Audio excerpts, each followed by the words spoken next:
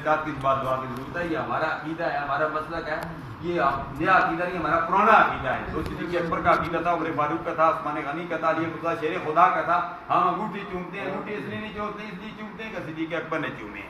من فعل ما فعل خلیلی انا طالب فی سبول القیامت وقائد الجنہ. جو انگوٹھی چوم کے آنکھوں پہ لگائے گا, سرکار مرتضیٰ فرماتے ہیں ایسے بندے کو قیامت کی دن تلاش کر کے اس کو جنت میں لے جاؤں گا. ہمارا عقیدہ سچا عقیدہ ہے.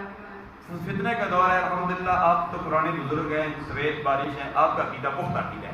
جو نئی نسل آ رہی ہے, نئی نسل کو میں پیغام دیتا ہوں, سوشل میڈیا کا دور ہے. سوشل میڈیا کے ذریعے ہر کو پیغام پہنچ رہا ہے.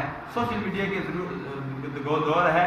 نئے نئے فتنے سے بچو, چاہے مرزا انجینئر مرزا کا فتنہ ہے, محمدیت کا فتنہ ہے, چاہے وہ قادیانیت کے فتنہ ہے, جو بھی فتنے ہیں ان فتنوں سے بچو اور وہی عقیدہ اپنا جو آپ کے آباء و اجداد کا. ہمارے آباء و اجداد کا عقیدہ وہی ہے جو ہمارا عقیدہ ہے.